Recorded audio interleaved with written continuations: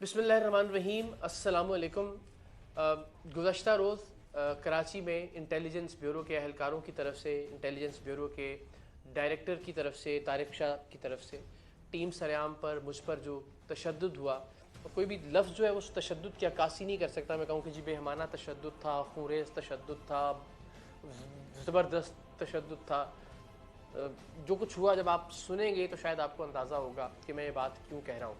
तो मैं चाहता हूँ कि ज़रा उसकी तफसीर और पूरी टाइमलाइन आपसे शेयर करूँ कि क्या हुआ, क्यों हुआ, कैसे हुआ और इस वक्त क्या सूरत हाल है। इंटेलिजेंस ब्यूरो के जो अफसरान और अहलकार हैं, उनके पास एक इख्तियार है कि नादरा की जानिब से किसी भी पासपोर्ट या आइडेंटिटी कार्ड की अगर कोई तनाज़े का मामला हो तो उसकी वेरिफिकेशन इंटेलिजेंस ब्यूरो को करना होती है। तो ऐसे ही एक इंस्पेक्टर ने, जिसका नाम काशिफ था मुबैना तौर पर, बाद में अभी इसकी कंफर्मेशन नहीं हुई, लेकिन वो काशिफ अपना नाम बताता था, उसने एक फैमिली को अप्रोच किया कि जी आपके पासपोर्ट्स की और आईडी कार्ड्स की इंक्वायरी हमारे पास आई है और आप इतने पैसे देंगे तो हम इंक्वायरी रिपोर्ट नादरा को भेजेंगे, वरना नहीं। उस ख़ानदान ने टीम सरेआम से रब्ता किया और हमने अल्टीमेटली उस शख्स की रिश्वतखोरी के वीडियो सबूत रिकॉर्ड करना शुरू किए। उससे पहले 20,000 रुपये दिए गए, फिर 24,000 रुपये दिए गए, फिर 12,000 रुपये दिए गए। तो ये ज़रा एक आध वीडियो उसकी देखिए, पैसे लेने की, इंटेलिजेंस ब्यूरो के इंस्पेक्टर काशिफ की रिश्वतखोरी की। इधर से आपके रिपोर्ट जो है ना क्लियर होने के बाद 2.5 से 3 महीने इनको लगेगा। 1 2 3 4 5 6 7 8 9 10 11 12 13 14 15 16 17 18 19 20 21 22 23 24। तो ये मामला था, इंटेलिजेंस ब्यूरो का एक अफसर रिश्वत ले रहा था और हमारा ये ख्याल था कि इस रिश्वतखोरी को हमें इंटेलिजेंस ब्यूरो के आईबी के आला अफसरान के नॉलेज में लाना चाहिए, ताकि इदारा एक हमारे नज़दीक उसका वक़ार है, उसकी साख को मजरू होने से बचाया जा सके।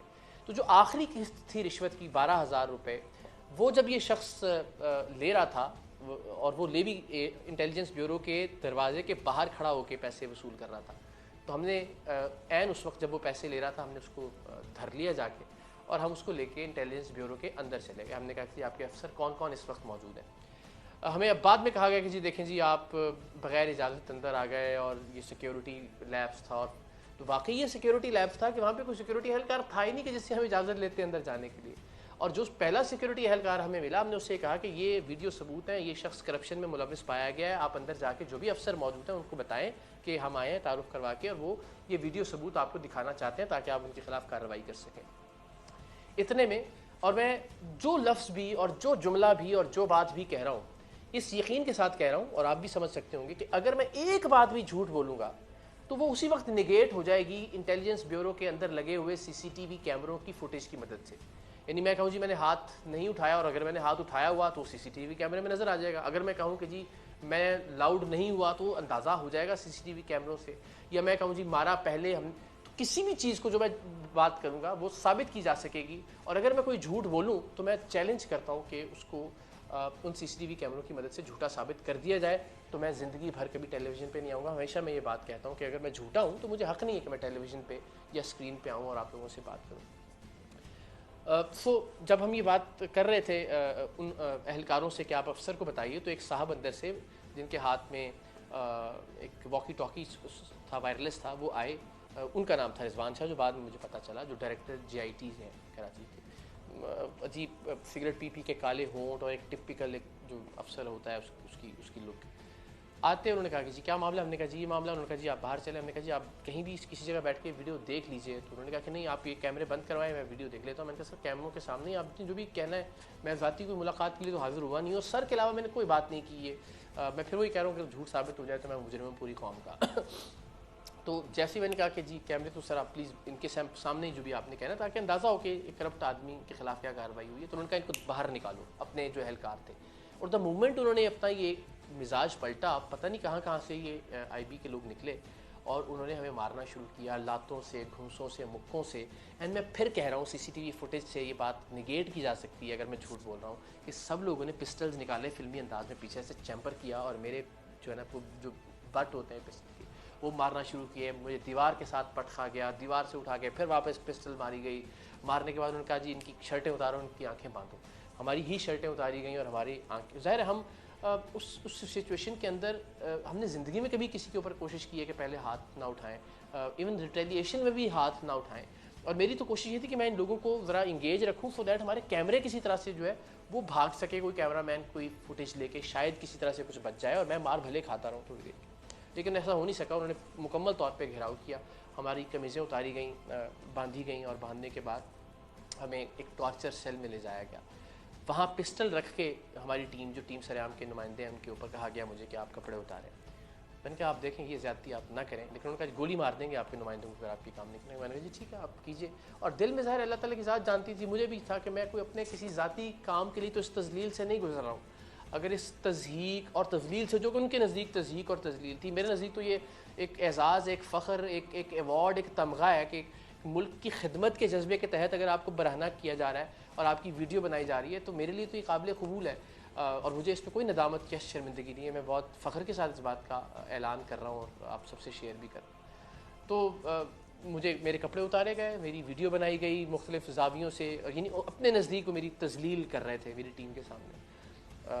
और उस सूरत में कि जब खून मुस्तकिल बह रहा था चेहरे से, और इतनी इंसानियत नहीं थी कि आपको जो फर्स्ट एड दे दी जाती, कोई मेडिकल एड दी जाती। हमारा एक मेंबर मेरे सामने मछली की तरह तड़पते तड़पते तकरीबन हमें लग रहा था कि मर जाएगा, और हम सब जानते थे कि उसको गुर्दे का मरज़ है, गुर्दे की पथरी का। और उसको वो सिर्फ एक दरख्वास्त कर रहा था कि मुझे पेन किलर लगवा दें, और वो कह रहे थे कि ड्रामा कर रहा है, उससे और मारा जा रहा था उस तकलीफ़ के ऊपर। फिर सबको करंट लगाए गए, सबको बरहना करके, और दो जो हमारे नुमाइंदे हैं उनके मखसूस आज़ा पे वो जो करंट वाली मशीन है वो लगाई गई, जो अभी तक ब्लीड कर रहे हैं। इस वक्त भी खून निकल रहा है उनके मखसूस आज़ा से, नाजुक आज़ा से। इतनी बर्बरियत, इतनी वहशत। अगर हमने कुछ गलत किया था, एक लम्हे के लिए फ़र्ज़ कर लिया जाए, तो हम पे मुकदमा दर्ज किया जा सकता था, हमें अरेस्ट किया जा सकता था, हमारे कैमरों को जो है वो कन्फिस्केट किया जा सकता था। लेकिन ये जो ज़ाती इनाद था कि ये हमारी बादशाहत के ऊपर सवाल या हमारी करप्शन के ऊपर सवाल, और वो जो करप्शन करने वाला शख्स जिसको हम पकड़ के अंदर लेकर गए थे वो सबका सरगना बना हुआ था। इसको मारो, ये वीडियो बना रहा था मेरी, इसको मारो, इसने मेरे साथ डील की थी, इसको मारो, इसके पास मेरा कार्ड है। बाहर से जाके हमारे ड्राइवर्स तक को वो आदमी लेके आया, यानी उसके खिलाफ टके की कार्रवाई नहीं हो रही। और जो लोग उसकी करप्शन की निशानदही कर रहे हैं उनको नंगा करके, बरहना करके, इलेक्ट्रिक शॉक्स लगाए जा रहे हैं, पिस्टल के बट मारे जा रहे हैं, उनके ऊपर चैम्बर की जा रही हैं पिस्टलें, वो लहू लुहान है, खून से लबरेज हैं, और कोई मेडिकल एड उनको फराहम नहीं की जा रही। तो ये सारा कुछ होता रहा। लेकिन आप ये ज़रा तसव्वुर कीजिए कि ये एक दिन में तो माइंड सेट नहीं बना होगा ना। ऐसा तो नहीं होगा कि अचानक से उनको गुस्सा आया और चले अचानक गुस्सा 4-5 मिनट है, थप्पड़ मारा, आपने गोली भी मार दी, तो चंद सेकंड का इश्तियाल होता है। ये 3-4 घंटे जो था, ये एक उस फ़िरौनियत की अलामत था, जो फ़िरौनियत रिजवान शाह में और उसके जो जितने बाकी जो कारिंदे थे आईबी के, उनमें पिछले कई बरसों से, कई दिहाइयों से वो पैदा हुई होगी। कितने मजलूमों को इस तरह ला के बांधा गया होगा, कितने मजलूमों को इस तरह से उनकी आंखों पे पट्टियां बांध के नंगा किया गया होगा, कितने मजलूमों की वीडियो बनाई गई होगी। किसी ने कोई गुनाह किया होगा, किसी ने नहीं किया होगा, लेकिन कितने लोगों की वीडियो बना के उनको ब्लैकमेल किया गया होगा कि बाहर जाके अगर ये कहा या इतने पैसे ना दिए तो तुम्हारी वीडियो मंजर आम पर आ जाएगी।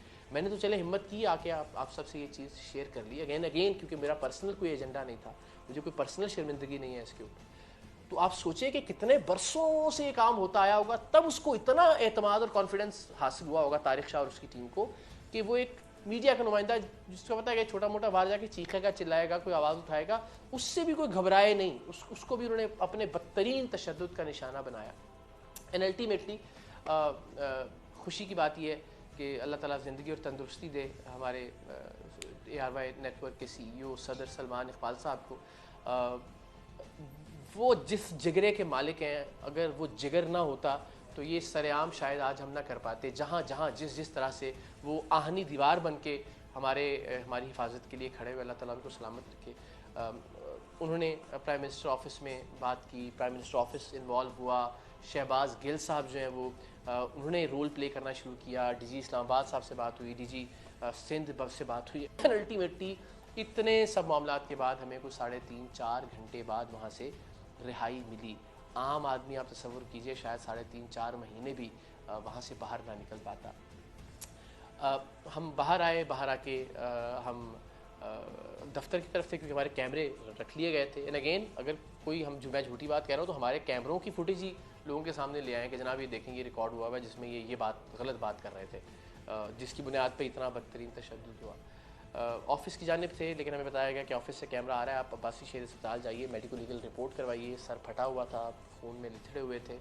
हम हॉस्पिटल पहुँचे, हॉस्पिटल गए, टाँके लगाए गए सर को करके, कुछ टाँके मैंने रिक्वेस्ट करके बचा लिए कि बाल नहीं काटें पीछे से, कि वो बाकायदा उसको रेज़र करना पड़ता है, तो टाँके लगाए जाते हैं। फिर जो एक्सरे वहाँ बासी शहीद अस्पताल में हुआ, उसमें ये जो लेफ़्ट शोल्डर है ये डिसलोकेट, यानी ये टूटना कह के लीजिए, आई डोंट नो टेक्निकली क्या, ये डिसलोकेट हो गया, अपने मकाम से हिल गया ये। मुझे कहा गया कि आप सीटी स्कैन करवा लें किसी दूसरे अस्पताल से, क्योंकि वहाँ वो फैसिलिटी नहीं थी, बिकॉज कहीं ब्लड क्लॉट ना बन गया हो, इतनी देर तक खून बहता रहा है और आप वहाँ मौजूद रहें, खून जम ना गया हो अंदर किसी वेन में, मौत का बायस बन सकता है। तो हमने सीटी स्कैन करवाया, तो सीटी स्कैन तो बेहतर था, लेकिन एक पसली जो थी वो टूटी हुई सामने आई राइट साइड की, और साथ ही साथ जो जो जो जो दिल के मामला हैं, उन्होंने बताया कि वो उसमें भी कोई प्रॉब्लम है, बिकॉज जो लाइट है, जो करंट है, वो जब पास होता है तो या दिल मुतासर होता है या दिमाग मुतासर होता है, जो ECG है वो भी एबनॉर्मल है। सो खैर इस हालत में मैं ज़ाहिर है मीडिया पर भी और अपनी बात इसलिए कि लोगों को अंदाज़ा हो कि इदारों के अंदर कितनी बर्बरियत, कितनी सफाकियत, कितनी दरिंदगी, कितनी करप्शन है, और जिस मकसद के लिए मैंने ये मार खाई है, अगर वो मैं आराम से खामोश होकर बैठ जाऊँ घर में तो वो मकसद फुलफ़िल नहीं होता। तो मैं चाहता था कि सारी स्टोरी जो है वो नरेट की जाए, और मेरे वो 2 अरकान जो बेचारे इस वक्त भी शदीद तकलीफ़ में मुब्तला हैं, जिन्हें करंट उनके नाजुक अज़ा पर लगाया गया, वो भी अंडर ट्रीटमेंट है, अल्लाह ताला उनको भी सेहत दे, आप प्लीज़ उनके लिए भी दुआ कीजिएगा। सो इस सारी कैफियत से गुज़र रहे हैं, मगर इत्मीनान ये है, सुकून ये है कि अल्हम्दुलिल्लाह एक नेक नियति के साथ, एक नेक मकसद के लिए ये सब कुछ बर्दाश्त किया है। मेरी टीम भी अल्हम्दुलिल्लाह फ़ख्र महसूस कर रही है, कहीं पे भी हमने मायूसी, शर्मिंदगी या नदामत नहीं देखी इस सारे प्रोसेस में, और हमने देखा कि एक प्राइड है जो हर एक की आंखों में नज़र आ रहा है। ज़ाहिर है तकलीफ़ है, दर्द है, दुख है, अपना इदारा है हमारा, मगर अनफॉर्चुनेटली असल चेहरा हमारे सामने आया, और हमारे तवस्सुत से पूरी कौम के सामने आया। वज़ीर-ए-आज़म पाकिस्तान, मैं बहुत नाक़िद हूँ मौजूदा हुकूमत का, आप सब जानते होंगे, आप ट्वीट्स भी देखते होंगे, लेकिन इस मामले में इससे पहले अगर हमने कुछ ऐसा किया तो हमेशा हम पे उल्टी FIR हो जाती थी। तो इस बार कम से कम ये हुआ कि 19वें ग्रेड का डायरेक्टर मुअत्तल ज़रूर हुआ। FIR अगर होगी भी तो वल्लाह आलम, शायद पता नहीं बेल हो जाएगी या कोई स्टे आ जाएगा या अपने इदारे के लोग उनको बचा लेंगे। मगर एक बात मैं ज़रूर कहना चाहता हूँ कि हम सब की ज़िंदगियाँ अब से असल ख़तरे में पड़ी हैं।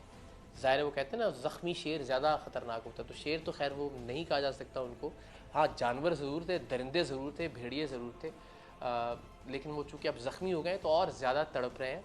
और यकीनन जो उस वक्त नहीं कतराए पिस्टल हम पर लोड करने से, जो हमारी लोकेशंस निकाल सकते हैं, जो हमारी फ़ोन कॉल्स की रिकॉर्डिंग्स कर सकते हैं, एजेंसी है ज़ाहिर है, तो मेरी टीम की ज़िंदगियाँ सही मानों में अब ख़तरे में पड़ी हैं रिजवान शाह के मुअत्तल होने के बाद और उनके बाकी लोगों के मुअत्तल होने के बाद। तो वो जो IB के एहलकारों का जो, अब आप सोचिए जब हमने कुछ नहीं किया था, सिर्फ उनके एक एहलकार की करप्शन पकड़ी थी, तब कितना गुस्सा था। अब जब हमारी वजह से हम बार बार उनका नाम ले रहे हैं, उनको बेनकाब कर रहे हैं, तो अब कितना गुस्सा होगा। और हमारी जान लेने से क्या वो दरेग करेंगे? क्या गोली मारने से परहेज़ करेंगे? क्या हमें लोकेट करना उनके लिए कोई मुश्किल है? नहीं, ज़िंदगी अब बिल्कुल खुली किताब की माने उनके सामने है, और हम कत्ल होने के लिए तैयार हैं इस पाक सरज़मीन की खातिर। लेकिन ये रिकॉर्ड पर लाना बहुत ज़रूरी है कि हमें कोई भी नुकसान अगर पहुंचता है या कोई भी टीम मेंबर किसी भी तरह से मुतासर होता है, तो आपको, कौम को, हुकूमत को, इदारों को पता होना चाहिए कि मुमकिन तौर पे उसके पीछे कौन हो सकता है। सो आप सब दुआ में याद रखिएगा। हम कोशिश करेंगे कि इसी हिम्मत से, इसी जज्बे, इसी जुनून से सच्चाई के सफ़र को जारी रखें। मैंने बहुत से प्लेटफॉर्म्स पर कहा भी कि मैं इसलिए बरहना नहीं हुआ या इसलिए मैंने ये मारे बर्दाश्त नहीं की, या इसलिए मैंने ये तशद्दुद और वो तज़लील जो मुझे नंगा करके मेरी वीडियोस बना के करने की कोशिश की गई, वो मैंने इसलिए बर्दाश्त नहीं की कि मैं दुबक के, खामोश होके, चुप करके घर में बैठ जाऊँ। अब इंशाअल्लाह मेरी आवाज़ हर जगह होगी। मैं चुप हुआ तो वो समझा कि बात ख़त्म हुई, फिर उसके बाद तो आवाज़ जा बजा थी मेरी। इंशाअल्लाह मेरी आवाज़ इसी तरह से मज़बूत सुनेंगे, इसी तरह से दलाइल के साथ सुनेंगे, इसी तरह से सबूतों के साथ सुनेंगे। और मेरी आवाज़ का सिर्फ़ और सिर्फ एक मकसद है, मेरे आवाज़ बुलंद करने का सिर्फ़ और सिर्फ एक मकसद है कि पाकिस्तान का परचम बुलंद हो, पाकिस्तान का वक़ार बुलंद हो, पाकिस्तान का नाम बुलंद हो। आप सब की दुआओं की ज़रूरत होगी, आप सबकी सपोर्ट की ज़रूरत होगी। और मैं आपको ये यकीन दिलाता हूँ इंशाल्लाह, वंस अगेन गलतियाँ हो सकती हैं, मिस जजमेंट्स हो सकती हैं, लेकिन इंशाल्लाह ना बदनीयती होगी, ना किसी तरह पे नीयत का कोई झोल होगा। हम ईमानदारी से, दयानतदारी से, सच के और हक़ के इस सफ़र को जारी रखेंगे। पाकिस्तान जिंदाबाद।